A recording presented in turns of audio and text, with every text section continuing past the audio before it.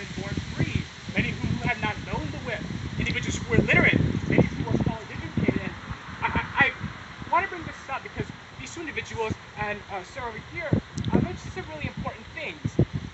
Christian Fleetwood, the individual that you guys saw here, that Medal of Honor recipient, the Sergeant Major, the highest ranking African American soldier in the 4th United States Colored Troops, was actually college educated. He went to Cheney Institute, what is now, I believe, Lincoln University in Pennsylvania, and HBCU that continues to educate young African Americans. Cheney and Lincoln are different. Well, so there's Lincoln in Jefferson City, Missouri, but there's also Lincoln in Lincoln Institute Lincoln in Pennsylvania. There's a Cheney in Pennsylvania. Two separate schools. So they're both in Chester County. So it's a very long story, but trust me on this one. Getting into the weeds here. Go ahead, you got the floor. It is a very long story, but trust me on this one. This is the one that actually I'm not saying that to like seem like I'm trying to save face, but I do appreciate you mentioning this. I do appreciate you mentioning that. But yes, Christian was actually a college educated man. However, the 4th USCT was actually a very unique unit.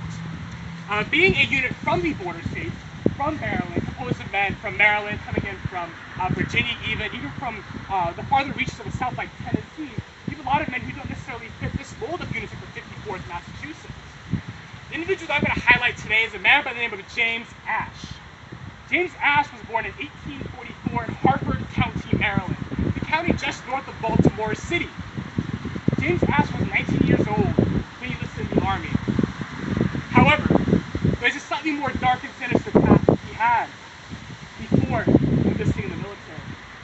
That dark and sinister story comes not from him, but from what's put upon him. For 19 years of young James Ash's life, he was enslaved. In 1851, at 7 years old, can you imagine that? Standing there naked, being viewed, having his teeth looked at, his eyes, his muscles, his body, viewed as if he was cattle. As if he was a cow, a pig, a horse. At 7 years old, a 40-something-year-old psychiatrist named Silas B. Silver purchased him at 7 years old and forced him to work as a servant day in and day out in his property on the banks of the Susquehanna River in Havre de Grace, Maryland. In the summer of 1863, James Ash mentions to his enslaver Silas Silver that he is going to church. It's Sunday. He's going to get his worship in for the day, but he does not actually go to get his worship at the church.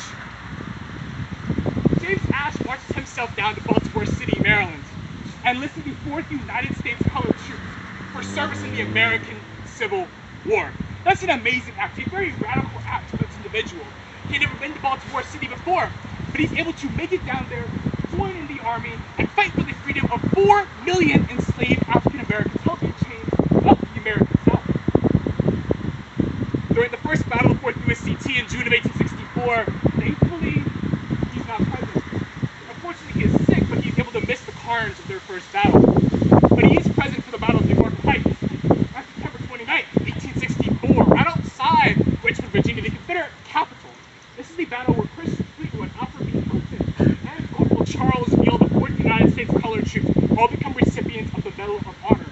14 African Americans become recipients of the Medal of Honor in that one battle alone, 10 miles east of the Confederate capital of Richmond, Virginia. During all of World War II, 7 African Americans received the Medal of Honor. This is 2 times as many recipients in one single battle during the American Civil War. That's an amazing feat.